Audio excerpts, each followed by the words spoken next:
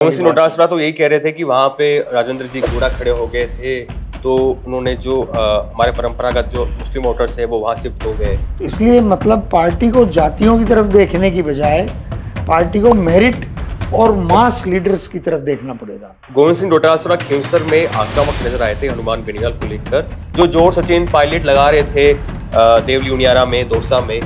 मुझे ये अनुमान था कि कास्ट पोलराइजेशन वहाँ हो सकता है, लेकिन कांग्रेस के कैंडिडेट को 36 कौम ने वोट दिया। इवन मैच फिक्सिंग की बात करने कुछ लोग गए वहाँ। कुछ लोग कौन? अब वो आप सब मीडिया वाले जानते ही हो जी। सचिन पायलट जी की अपील पूरे राजस्थान में है, लेकिन दौसा के लोग उनसे दिल से मोहब्बत करते हैं। उसके बिना ही मुख्यमंत्री बन गए वो। कितने दिन और रात काले किए हमने, उनको क्या पता है? बुलाइए उनको, कभी हिसाब करते हैं, उनसे बताते हैं कि आपने क्या किया और हमने क्या किया। तो सचिन पायलट को क्या फल नहीं मिला? अपन एक दो बार पहले भी बातचीत हो चुकी है। फल कौन सा? अशोक गहलोत जी जो है वो एक अजीबो गरीब तरह की कुंठा में रहते हैं, लेकिन उनका झलकता नहीं है ऐसे, उनके चेहरे से ये हाव भाव नहीं लगता। तो नहीं झलकता तो नकारा, निकम्मा, गद्दार, कोरोना और ये सब कौन कहता है कभी आदमी? अशोक गहलोत, सचिन पायलट बाहर थे राजस्थान। गोविंद सिंह डोटासरा ने कहा है कि हनुमान बेनीवाल एक बार भी टेलीफोन पर बात नहीं की उससे, और अगर बात करते तो हो सकता था। अगर राजस्थान की कांग्रेस के नेता अपने आप को इसके लिए सक्षम नहीं पाते हैं तो फिर वो अपनी राजनीतिक समझ के बारे में चिंता करें। पूरे 5 साल तक हनुमान बेनीवाल के कहने से नागौर की अधिकारियों ने काम किया, कांग्रेस कमजोर हो गई। वहाँ के मिर्जा परिवार ये कहते थे कि यहाँ पे तवज्जो जो है अशोक गहलोत ज्यादा दे रहे हैं हनुमान बेनीवाल को, इन्हीं की पनपाई हुई पार्टी है। हरीश चौधरी तक कह चुके हैं, जो कांग्रेस पार्टी में भी नेता है। तो उसने प्रश्न उठाया कि 10 लाख का बिल है जिस घर में वो रहते हैं, ऐसे लोगों के साथ आप गठबंधन करोगे? आप गठबंधन करोगे? मुलायम को भी कमजोर कर सकते हैं, लालू को भी कमजोर कर सकते हैं, ममता को भी कमजोर कर सकते हैं, और आप बीजेपी के सामने सीधी लड़ाई लड़ सकते हैं। नमस्कार, भारत रफ्तार में आपका स्वागत है। आज हमारे साथ बातचीत करने के लिए, राजस्थान की राजनीति पर बातचीत करने के लिए मौजूद है सुशील आसोपा, जो कि पूर्व पीसीसी सचिव रहे हैं। स्वागत है आपका। नमस्कार। कैसे हो? मैं बिल्कुल ठीक हूँ मनीष जी।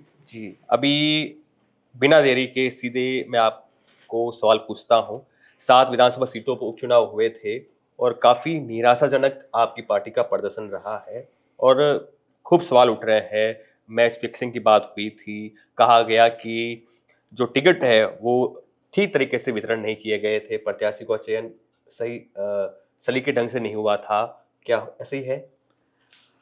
अब देखिए, इन सारे विषयों पे अभी दैनिक भास्कर को इंटरव्यू हमारे प्रदेश अध्यक्ष ने देकर के क्लियर कर दिया है कि भाई उन्होंने अपनी जिम्मेदारी खुद मानी है कि सरकार की तरफ से ऐसा कोई अच्छा काम नहीं हुआ कि वो 5 सीटें जीतते, परंतु जो कुछ भी संगठन की कमजोरी हो या टिकटों की बात हो या टिकटें उन्होंने सबसे राय लेके किया, लेकिन कई जगह बगावत हो गई या निर्दलीय खड़े हो गए, तो ये सब कारण रहे हैं।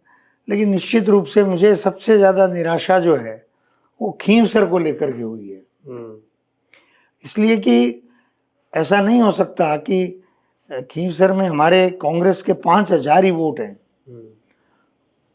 तो वो हनुमान बेनीवाल सेंट्रिक चुनाव होने की वजह से शिफ्ट हो गए होंगे भाजपा या बेनीवाल की तरफ।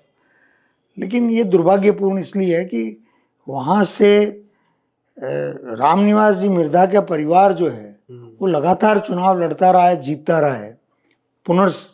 ये सीमांकन होने से पहले 2008 से पहले भी वो नागौर विधानसभा के हिस्से थे। मुंडवा से वहाँ रिचपाल जी रहे हैं। तात्पर्य कहने के हमारे लिए ये चिंता का विषय है। और दूसरा चिंता का विषय हमारे लिए झुंझुनू है। देखिए, ये बात झुंझुनू तो आपका गढ़ था पार्टी का। हाँ, नहीं, वो इसलिए कि हम ये सोचें कि गुड़ा खड़े हो गए इसलिए हम हार गए, ये हम अपने आप को एक तरह से धोखा देने वाली बात है। गोविंद सिंह डोटासरा तो यही कह रहे थे कि वहाँ पे राजेंद्र जी घोड़ा खड़े हो गए थे, तो उन्होंने जो हमारे परंपरागत जो मुस्लिम वोटर्स है वो वहाँ शिफ्ट हो गए। मैं हिंदू मुस्लिम की बात नहीं करता, उन्होंने शायद मुस्लिम शब्द तो उपयोग में नहीं लिया, परंपरागत वोट कहा होगा। पर आप देखिए वहाँ मार्जिन रहा 41,000 का, बड़ा मार्जिन और है ये। गुडा को उनके समाज के भी वोट मिले हैं। हाँ। तो अगर वो हमारे परंपरागत वोट हमें मिल भी जाते तो भी राजेंद्र बाबू विनिंग पोजीशन में रहते। तो झुंझुनू का और खींवसर का एक स्पष्ट संदेश है कि जो किसान समुदाय है, हाँ हाँ। उसको मैं जातिगत तरीके से अपने मुंह से बोलूंगा नहीं, लेकिन आप भी समझते हैं, जो हम मानते हैं कि भाई हमारा जो कृषि समुदाय, जाट समाज। हाँ जिस तरह से आप लोग बोलते हैं, वो हमारा इस उपचुनाव में जी। बीजेपी की तरफ खिसका है। क्यों खिसका है, ये हमारी लिए चिंता का और एक बड़ा कारण है। लोकसभा में जो जाट समाज है वो भी कांग्रेस पार्टी की तरफ नजर आ रहा था। जो नतीजा है उसमें साफ साफ सिकावाटी मारवाड़ में तो कांग्रेस पार्टी को बढ़ चढ़कर वोट मिला था। कुछ ही महीनों में ये क्या हो गया कि जो जाट समाज है वो शिफ्ट हो गया बीजेपी की तरफ। ये भी हम भ्रांति ही पाल रहे हैं। हाँ। लोकसभा की भी हम एक तरह से भ्रांति इसलिए कह रहा हूं कि अगर जिस समाज की आप बात कर रहे हैं वो हमारे साथ बढ़ चढ़ कर होता तो ओला जी केवल 16,000 वोटों से नहीं जीतते। शुभकर्ण चौधरी को भी वोट मिले हैं, मिले हैं तो इसका मतलब डिवीजन हो गया है। डिवीजन जब हो गया तो एक तरफा तो कुछ रहा ही नहीं। 1998 में एक तरफा हुआ था, उसके बाद एक तरफा होना तो बंद ही हो गया। तो इसलिए मतलब पार्टी को जातियों की तरफ देखने की बजाय पार्टी को मेरिट और मास लीडर्स की तरफ देखना पड़ेगा। मेरिट किस में है और मास लीडर कौन है। मेरिटोरियस लोगों को जब तक आप जिम्मेदारी नहीं दोगे तब तक आपके लिए चुनौतियां बनी रहेंगी। एलिजिबल जो रहेगा वो और मास लीडर। एलिजिबल तो सभी हैं, पर मेरिट का मतलब ये है कि जातियों की बातें करना और जाति का लीडर बन जाना ये राजनीति में सबसे रिस्की धार है तलवार की। क्योंकि जाति के आधार पे कोई चुनाव जीता नहीं जा सकता। चुनाव वही जीतता है जिसको सभी जातियां, सभी समाज, 36 कौम वोट नेता कहते तभी हैं, जीतते हैं। भाई 2.5 लाख वोट है और मान लीजिए 1.25-2 लाख वोट पड़े तो किसी जाति के 80,000 वोट तो किसी कॉन्स्टिट्यूंसी में नहीं है। कहीं कहीं एससी के या एसटी के छोड़ दीजिए। तो इस तरीके से या रामगढ़ में मान लो अल्पसंख्यक कह दीजिए एक जगह है, या वहाँ है आपके वो भरतपुर में कामा, पर 2-4 जगह छोड़ करके इस तरह नहीं है। इसलिए 36 कौम की बात करनी पड़ेगी और एक ऐसे लोगों को जिम्मेदारी देनी पड़ेगी जो कि जिनकी appeal each and every section of the society, age group और जेंडर ग्रुप और कास्ट ग्रुप, 3 ही ग्रुप होते हैं। एज ग्रुप युवा हो, बूढ़ा हो, मध्यम वर्ग, मध्य एज का हो, जेंडर में महिला हो, पुरुष हो, और सोसाइटी में मतलब किसान समुदाय हो, सर्विस सेक्टर हो, हर वर्ग में पकड़ होनी चाहिए, समझ होनी चाहिए, संवाद का एक बहुत वो विलक्षण प्रतिभा होनी चाहिए, तभी जाकर के पुनरुत्थान हो सकता है। गोविंद सिंह डोटासरा खींवसर में आक्रामक नजर आए थे हनुमान बेनीवाल को लेकर। बहुत कुछ कहा था हनुमान बेनीवाल को लेकर और उन्होंने अपना जो झुंझुनू का प्लान था वो कैंसिल कर दिया। झुंझुनू नहीं गए। गोविंद सिंह डोटासरा है, मास लीडर है, हालांकि जाट समाज से ताल्लुक रखते हैं। चाय ले आइए। देखिए उसका तो स्पष्टीकरण उन्होंने स्वयं भी दे दिया है और वो वही उसके लिए सक्षम है उस बात का जवाब देने के लिए कि झुंझुनू में किसने बुलाया नहीं बुलाया, पार्टी का क्या मैनेजमेंट था, क्या बुलाया था उनको, मुझे तो कैसे पता बुलाया नहीं बुलाया। वो खुद ही कह रहे हैं कि भाई जिसकी जरूरत समझी उन्होंने बुलाया, ऐसा कुछ है। पर वो बड़ा विषय है नहीं, मैं आपको बार बार कह रहा हूँ। आपको लगता नहीं है कि बुलाने से अच्छा, यानी कि एक पद पर है, कांग्रेस पार्टी के आका है, अभी प्रदेश में जिम्मेदारी मिली हुई है, तो उनकी ये भी जिम्मेदारी बनती है कि हर विधानसभा सीट पर जाऊं और एडी से लेकर चोटी तक जोड़ लगाऊं।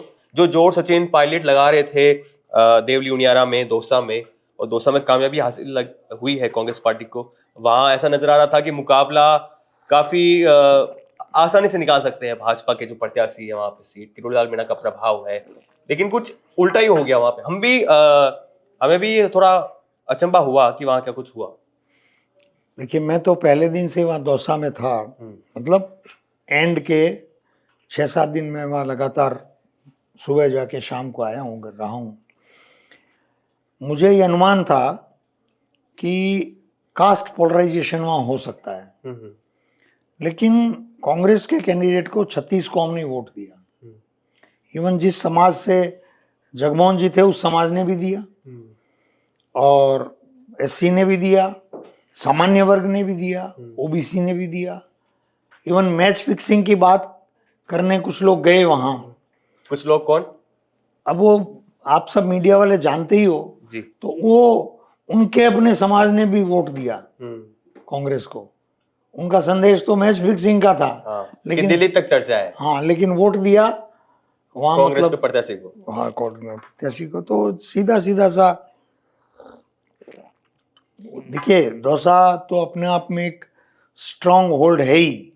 सचिन पायलट जी की अपील पूरे राजस्थान में है, लेकिन दौसा के लोग उनसे दिल से मोहब्बत करते हैं, और उनका एक आत्मिक लगाव मुझे वहां देखने को मिला। मैं पहली बार ही गया हूँ दौसा, 11 साल से मैं राजनीति में हूँ, कांग्रेस में ही काम कर रहा हूँ। अच्छा, पहली बार गए थे आप मैं चुनाव में? हाँ, पहली बार। भाई देखिए, मैंने वीआरएस लेने के तुरंत बाद मैं पीसीसी में आ गया, पायलट साहब अध्यक्ष बने, तो जो जिम्मेदारी हेडक्वार्टर पे मिली तो जिलों में जाने का मेरी कोई जिम्मेदारी थी नहीं। बाद में सरकार आ गई, सरकार में तो फिर वो जिस तरह से हमारे मुख्यमंत्री का था कि वो उपेक्षा की राजनीति, भी ये मेरा नहीं है तो बाहर रहो, मेरा नहीं है तो बाहर रहो, तो वो बाहर ही थे। अब ये नई सरकार बन गई, उपेक्षा की गई मेरी वो तो जो उनका नहीं है उस हरेक की उपेक्षा होती है वहां। आप उनके नहीं थे? नहीं, उनका व्यक्तिगत होने की जरूरत नहीं है ना, हम तो कांग्रेस के हैं। पार्टी के प्रति वफादार थे आप? तो उसके बिना ही मुख्यमंत्री बन गए वो। कितने दिन और रात काले किए हमने, उनको क्या पता है? बुलाइए उनको, कभी हिसाब करते हैं उनसे, बताते हैं कि आपने क्या किया और हमने क्या किया। कभी आएगा मौका तो इंटरव्यू करेंगे उनका भी। कराइए, मेरे साथ कराइए, मैं बताता हूँ उनकी प्रश्न मैं करता हूँ और वो जवाब दें तो बताइएगा। लेकिन राजस्थान में बखेड़ा शुरू हो जाएगा। कांग्रेस पार्टी में भी माना जा रहा है कि जो नेता है एक दूसरे पर ये हार का ठिकरा फोड़ने में लगे हुए हैं, क्योंकि कह रहे हैं कि सत्ता पर जो काबिज होता है, चुनाव होते हैं उपचुनाव, तो वहां पे नतीजे भी उसी पार्टी के प्रति हमें देखने को मिलते हैं। ऐसा तो नहीं है। आप उन्होंने उदाहरण दिया था अशोक गहलोत सरकार में एक बार जो चुनाव हुए थे। देखिए, उस पर मैं टिप्पणी इसलिए नहीं करूंगा कि उन्होंने कहा कि जिसकी सत्ता होती है उसकी सरकार आती है, इसलिए भाजपा की आ गई। साथ में उन्होंने ये भी कहा कि भाजपा ने बूथ कैप्चरिंग किया, धन बल का उपयोग किया, सरकारी मशीनरी का दुरुपयोग किया। तो क्या कांग्रेस ने भी यही किया था इसलिए जीत गए? ये काउंटर प्रश्न, ये सवाल भी खड़ा होता है। इसलिए मैं उसमें विवाद में नहीं पड़ूंगा कि वो खुद ही विरोधाभासी बयान कोई देवे नहीं देवे। मैं तो ये पूछ रहा हूं कि 2014 में मोदी लहर थी, आज तो मोदी जी की आलोचना भी हो रही है। 2014 में तो मोदी जी की कोई आलोचना नहीं थी। वसुंधरा जी 163 सीट से मुख्यमंत्री थी। भाजपा का जबरदस्त प्रचंड वेग चल रहा था। मोदी जी के प्रधानमंत्री बनने के 4 महीने 3.5 महीने बाद 4 उपचुनाव हुए विधानसभा के, 3 कांग्रेस जीत गई। सचिन पायलट जी की रणनीतिक कौशल से जीत गई। उसके बाद एक विधानसभा उपचुनाव और हुआ मंडलगढ़ का, और 2 लोकसभा उपचुनाव हुए जनवरी 18 में, वो तीनों की तीनों कांग्रेस जीती। और वो जो 2 लोकसभा जीती उसकी 8 की 8 विधानसभा में लीड मिली कांग्रेस को।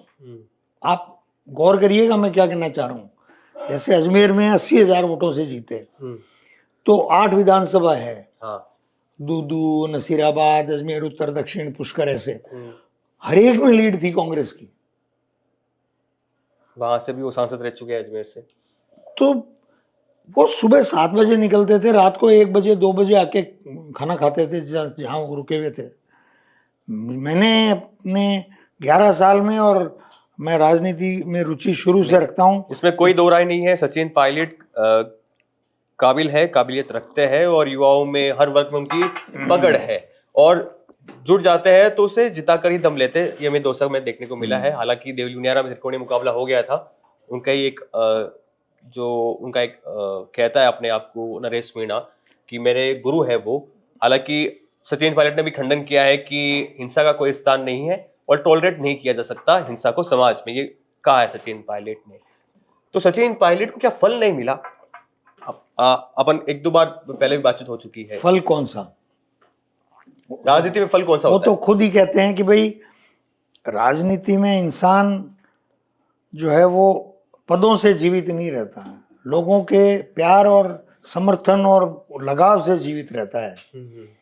आप किसी मुख्यमंत्री के पद पे बैठ गए और आप लोकप्रिय नहीं हो, लोग आपके पास आते नहीं हैं, आप खाली एक बाबू की तरह कलम चलाते रहो, तो वो मुख्यमंत्री होना नहीं होना बराबर है। लोग तो आने चाहिए आपके पास बिना काम लोग आने चाहिए। सचिन पायलट जी के जब यहाँ जयपुर में होते हैं, वो आवास पे रहते हैं तो भीड़ होती है। नहीं, भीड़ एक अलग शब्द है। लोग बिना कोई काम नहीं, उनको मालूम है सचिन पायलट जी भजन लाल सरकार में क्या काम करा सकते हैं। सचिन पायलट जी अशोक गहलोत सरकार थी तो उसमें क्या करा सकते थे? कुछ नहीं। एक लगाव, एक प्यार, एक मोहब्बत। काम नहीं करवा सकते थे सचिन पायलट अपनी सरकार में? तो इसमें तो वो तो उस समय ही चल रहा था कि एक दौसा में एक सिपाही का ट्रांसफर भी उनके कहने से नहीं हो पाया। अशोक गहलोत का ट्रांसफर, हाँ, अखबारों में छपा है, मैं थोड़ी कह रहा हूँ, अखबारों में छपा है। अशोक गहलोत जी जो है वो एक अजीबोगरीब तरह की कुंठा में रहते हैं शुरू से ही। 1985 में पहली बार अध्यक्ष बने तब से ही। तब हरिदेव जोशी के प्रति कुंठा में रहते थे, बाद में शिवचरण माथुर के प्रति कुंठा में रहते थे, नवल किशोर शर्मा से रहते थे, मदेरना जी रहते थे, सबसे कुंठा में रहते हैं वो, क्योंकि वो खुद उनमें मेरिट की कमी है और दूसरे मेरिटोरियस को वो बस अंदर अंदर वो एक, लेकिन उनका झलकता नहीं है ऐसे, उनके चेहरे से ये हाव भाव नहीं लगते। वो नहीं झलकता तो नकारा, निकम्मा, गद्दार, कोरोना और ये सब कौन कहता है कभी आदमी? ये तो ऑन रिकॉर्ड है। फिर तो राजस्थान में आपने कहा कि खींवसर में जो इतना वोट कम मिला है कांग्रेस पार्टी को, इस पे कई सवाल खड़े होते हैं। झुंझुनू में जो गढ़ था ओला परिवार का, कांग्रेस का गढ़ था, वहां पे हार हो गई। आपको क्या लगता है कि बेहतर प्रदर्शन कहां और हो सकता था? ये नेता और वहां पे लगता है। और एक सवाल ये भी खड़ा हो रहा है कि अशोक गहलोत, सचिन पायलट बाहर थे राजस्थान में। नहीं, सचिन पायलट तो उनको 2 बार 3 बार वो आए हैं। पहले वो दौसा में और देवली में आके गए थे जी, रामगढ़ में आके गए थे जी। मान लो झुंझुनू में उनको जैसी आवश्यकता लगी नहीं लगी उनको बुलाने वालों को, या उनको ब्रजेंद्र ओला तो काफी करीबी है सचिन, करीबी हैं, तो वो चुनाव अपने स्तर पर लड़ रहे थे। उनकी ड्यूटीज, वो भी प्रियंका गांधी जी के चुनाव में भी 2 दिन रहना पड़ा उनको। उधर महाराष्ट्र में बहुत जगह रहना पड़ा। मध्य प्रदेश में एक रामनिवास रावत को हराने के लिए उपचुनाव में गए थे, वो हार, कांग्रेस जीत गई। अब क्या है कि आप दिल्ली में हो, ये तो हो नहीं सकता कि भाई एक दिन में आप झुंझुनू भी चले जाओ और वो ग्वालियर भी चले जाओ, वहाँ भी चले जाओ, थोड़ा अब। लेकिन जैसे महाराष्ट्र में रहे तो एक दिन में 5-5 रैली भी की है उन्होंने, पास हो जाती है। तो जो जितना सीमित समय था उसमें उन्होंने अपनी जिम्मेदारी का निर्वहन किया है, वो कभी उससे मुंह नहीं मोड़ते हैं। बट क्वेश्चन एक ही है कि भाई ये चीज़ जब तक समझ में नहीं आएगी सभी के, कांग्रेस के पूरे कैडर के समझ में नहीं आएगी कि भाई हमें कांग्रेस को जीवित करना है और उसके लिए हमें कुछ भी करना पड़े, किसी को हम पसंद करें या नहीं करें व्यक्तिगत रूप से, लेकिन अगर वो पार्टी के लिए हितकारी है तो वो कदम हम उठाएं। तो अभी हितकारी कदम है उठाने में लोग परहेज कर रहे हैं, नेता परहेज नहीं, कर रहे हैं। वो हर राज्य में, हर जिले में, हर, चाहे वो अब हरियाणा में ही मान लो एक अध्यक्ष तो है, जिला अध्यक्ष नहीं है, तो बनाने ही पड़ेंगे ना। अल्टीमेटली हम 15 साल तक बाहर हो जाएंगे, अगले चुनाव तक हम हरियाणा में we will be out for 15 years. तो संगठन तो खड़ा करना ही पड़ेगा। घर का संगठन ही खड़ा होता है। आपको एक एग्जांपल देता हूं, वहां पे भी परिवारवाद का आरोप लगता है। नहीं, वो तो कांग्रेस का एक विषय है, पर पार्टी का विषय है कि भी संगठन तो खड़ा करो, उसके बाद परिवारवाद की बात, नींव मजबूत होनी चाहिए। नींव मजबूत होनी चाहिए। आप बहुत, मैं तो ज्यादा बोल नहीं सकता, बहुत विषम स्थितियां हैं नीचे।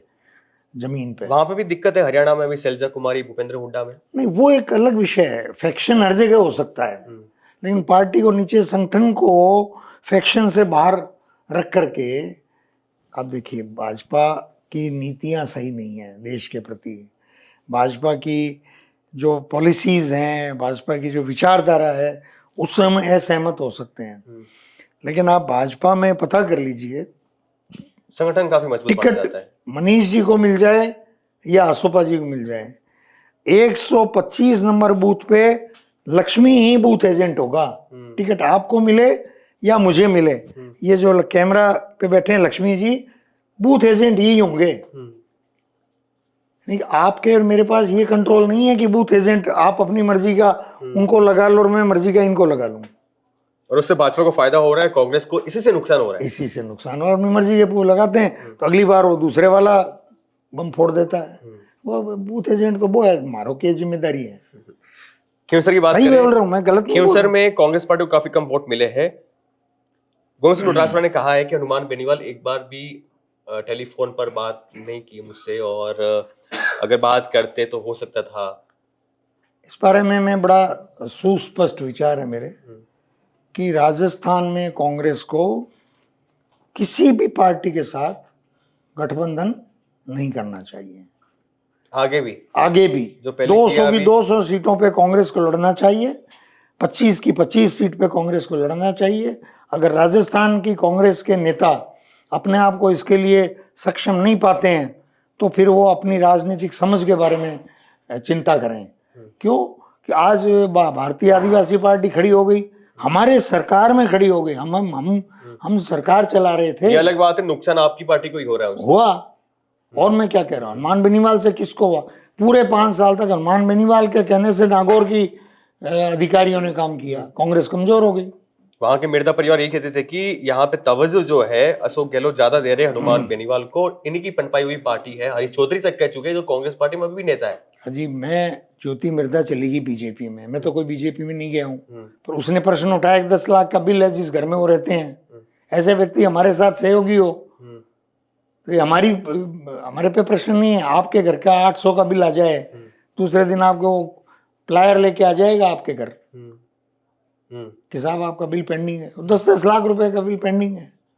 ऐसे लोगों के साथ आप गठबंधन करोगे, आप गठबंधन करोगे तो आप जनता में क्या संदेश दे रहे हो?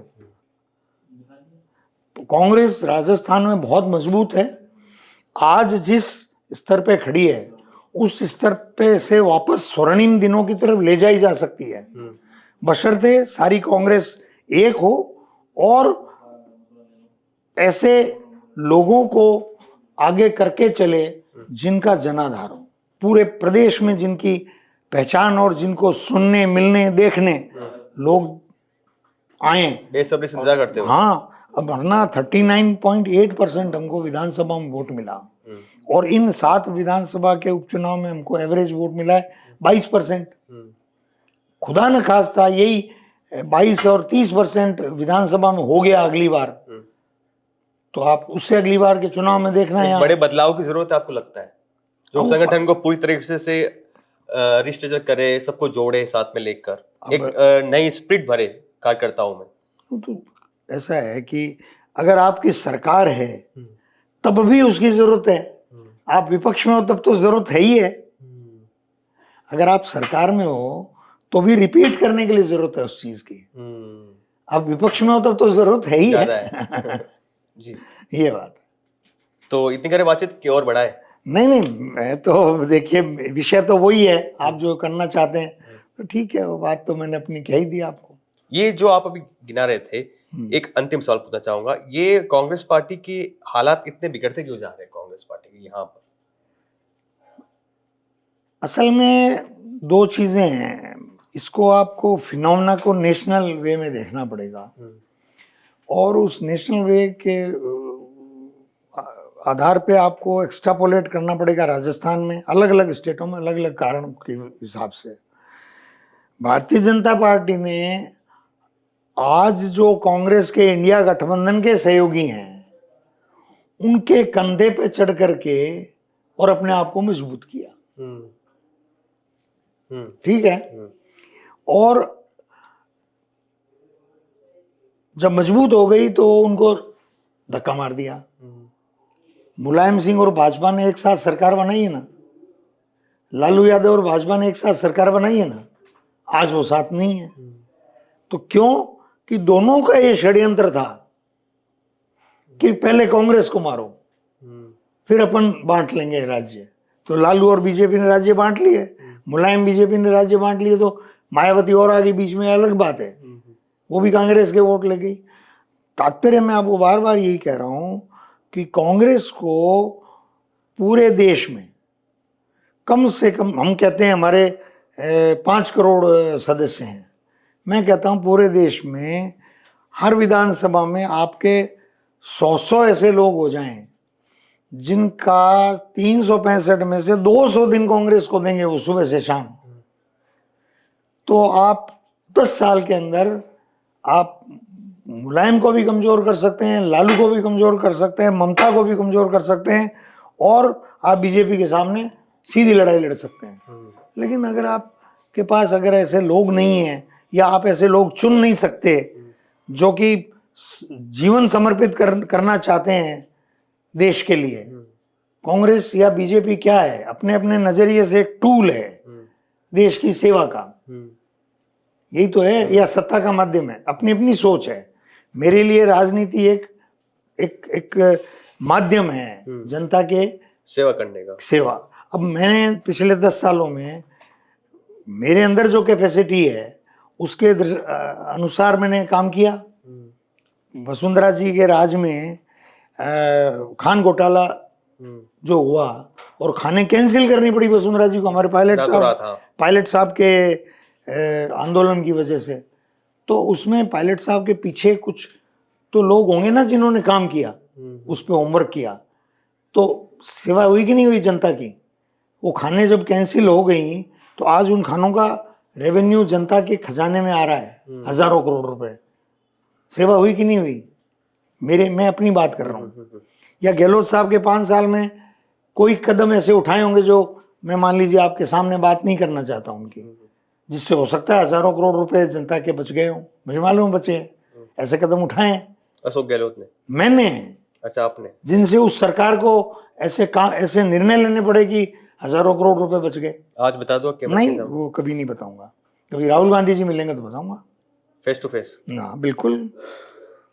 तो ये हमारे साथ थे सुशील आसोपा जी, जिन्होंने कहा, झलक रहा था इनका दुख। नहीं, मेरा कोई दुख नहीं है जी, मैं बिल्कुल प्रसन्न और शांत और मस्त रहने वाला आदमी हूँ। कांग्रेस पार्टी से जुड़े हुए हो आप। हाँ, कांग्रेस पार्टी की जो हाल अभी है, बेहाल हाल है। वो मैं आपको एक नई चीज और बताता हूँ। ये सृष्टि, ये विश्व, ये ब्रह्मांड, ये लाखों करोड़ों साल पुराना है। आपका, मेरा, हम सब का जो यहाँ बैठे हैं या सुन रहे हैं, हम उतने बड़े स्पान के इतनी चिमटी भर का समय भी नहीं है, कण भी नहीं है।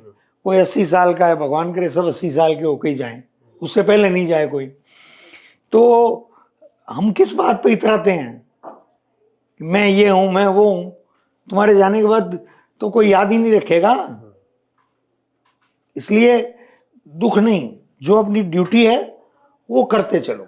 इसको आसान शब्द में कह सकता है कि परिवर्तन संसार का नियम है, और कोई यहाँ पे टिक कर नहीं बैठ सकता है।